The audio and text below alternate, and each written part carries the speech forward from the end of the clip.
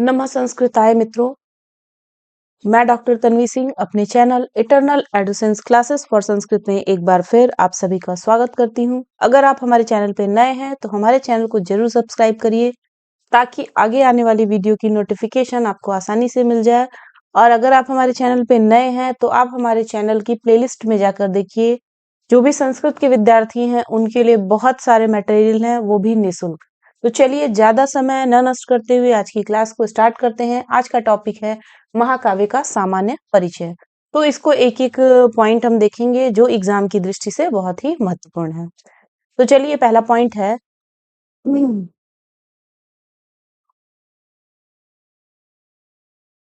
महाकाव्य को सर्वप्रथम आचार्य भामह ने परिभाषित किया। तो ये प्रश्न भी आ जाता है, तो इसको आप लोग ध्यान रखिएगा। अगला पॉइंट है, भामह के बाद आचार्य दंडी ने काव्यादर्श में महाकाव्य का लक्षण प्रस्तुत किया। अग्नि पुराण में भी महाकाव्य के लक्षण प्राप्त होते हैं।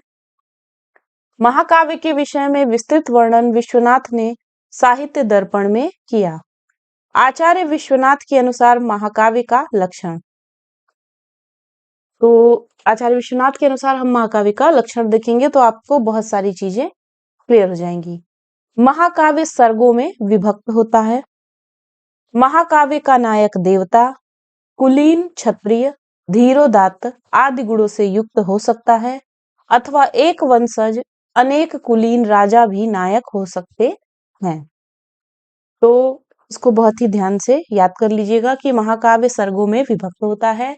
महाकाव्य का नायक देवता, कुलीन, क्षत्रिय, धीरोदात्त आदि गुणों से युक्त हो सकता है, अथवा एक वंशज अनेक कुलीन राजा भी नायक हो सकते हैं।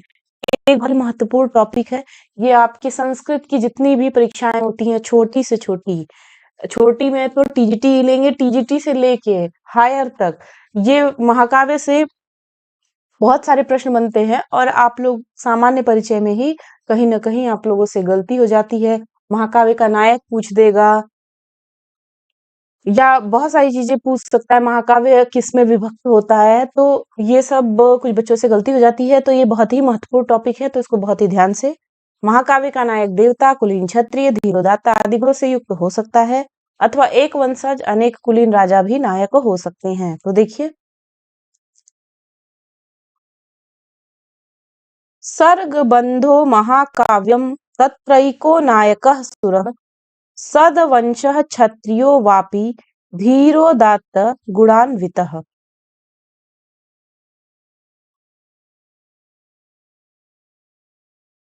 एक वंश भवा भूपाः कुलजा बहवो अपि वा। श्रृंगार श्रृंगार, वीर और शांत रस में से कोई एक प्रधान रस होता है महाकाव्य में, और अन्य रस उसके सहायक। इसमें भी सभी नाटक संधियां होती हैं। तो जो महाकाव्य होता है इसमें सभी नाटक संधियां होती हैं। तो देख लीजिए,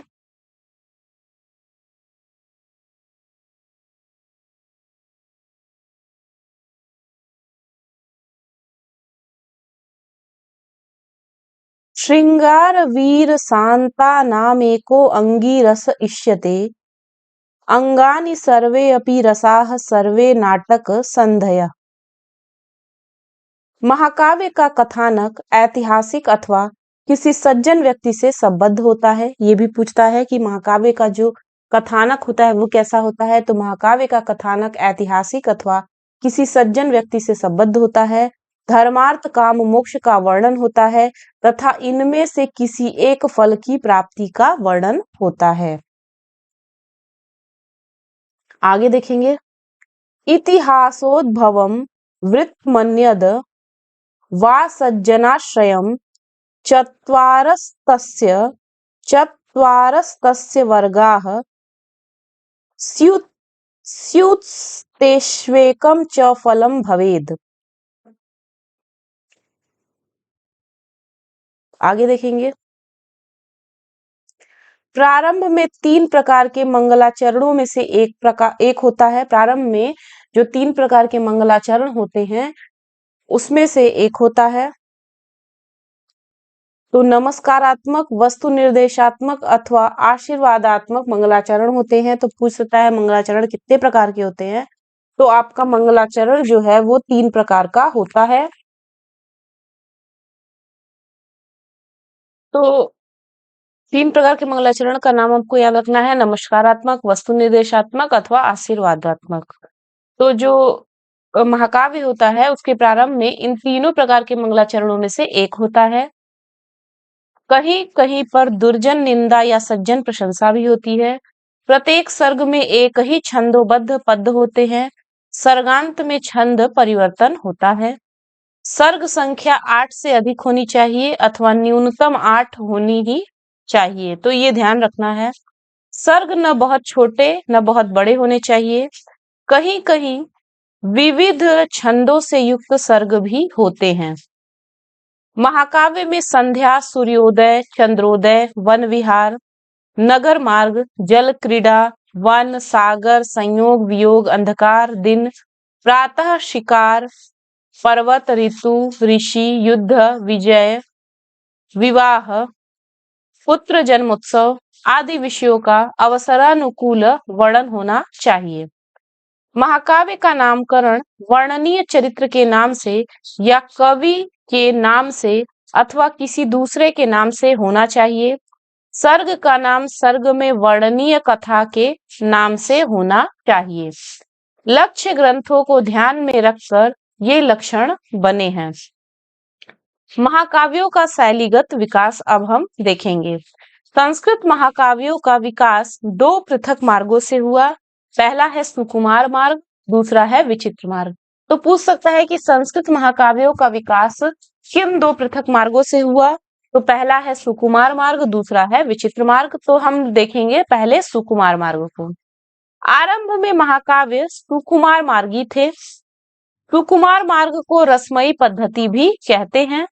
प्रसाद गुणपूर्ण शैली में निरूपित मार्ग। तो जो सुकुमार मार्ग है उसके आरंभ में महाकाव्य जो थे वो सुकुमार मार्गी थे आरंभ में। सुकुमार मार्ग को रसमयी पद्धति भी कहते हैं। प्रसाद गुणपूर्ण शैली में निरूपित मार्ग होता है ये। वाल्मीकि, व्यास, कालिदास, अश्वघोष आदि कवियों की यही पद्धति है। तो ये जितने भी कवि हैं वाल्मीकि, व्यास, कालिदास, अश्वघोष, ये लोग सुकुमार मार्गी हैं। रस और ध्वनि को काव्य की आत्मा मानकर अलंकारों का समुचित प्रयोग होता है। दूसरा मार्ग है विचित्र मार्ग। इसको देखेंगे। विचित्र मार्ग के रूप में पांडित्यपूर्ण शैली संस्कृत महाकाव्यों में मिलती है। शास्त्रीय वैदुष्यपूर्ण भाषा से युक्त महाकाव्य को अलंकार पद्धति या विचित्र मार्ग कहा गया। इस मार्ग में आनुषंगिक वर्णनों की प्रधानता है। कवि गण द्वारा वैदुष्य यानी विद्वता का प्रदर्शन किया गया है।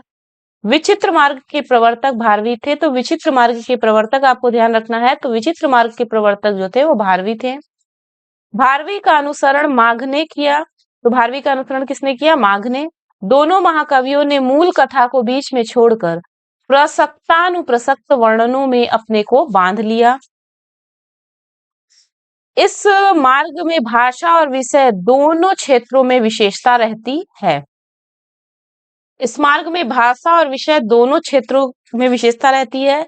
इस पद्धति में चित्र काव्य तक कवि पहुंच जाते हैं। श्लेषालंकार के प्रयोग से यह शैली दुरूह हो जाती है।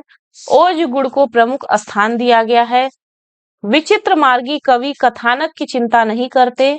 भारवी ने अल्प कथानक को वर्णनों से भरकर 18 सर्गों का महाकाव्य बना दिया, जबकि सुकुमार मार्गी कालिदास ने रघुवंश के 19 सर्गों में अनेक पीढ़ियों के बड़े कथानक को समेट दिया। बाद के कवियों के लिए वाल्मीकि की रसमयी पद्धति तथा भारवी की अलंकृत पद्धति विद्यमान थी। बाद के कवियों ने अपनी रुचि के अनुसार दोनों में से एक को अपनाया। श्रीहर्ष ने दोनों के समन्वय का सफल प्रयास किया। तो हमने देख लिया महाकाव्य से जितने भी प्रश्न बनते थे या जो भी आपके एग्जाम के लिए इम्पोर्टेंट है उसको हमने यहाँ पे देख लिया। तो आप लोग देख लीजिएगा महाकाव्य से जितने भी प्रश्न बनते हैं एग्जाम में उसका सबका सामान्य परिचय है, तो आप लोग इसको देख लीजिएगा। ये एक बहुत ही इंपॉर्टेंट टॉपिक है, छोटी सी वीडियो है, 2-4 बार देख लेंगे तो चीजें दिमाग में बैठ जाएंगी। मिलते हैं अगले टॉपिक के साथ अगले वीडियो में, तब तक के लिए नमः संस्कृताय, धन्यवाद। वीडियो कैसा लगा कमेंट बॉक्स में जरूर बताइएगा। तो चलिए मिलते हैं अगली क्लास में। नमः संस्कृताय।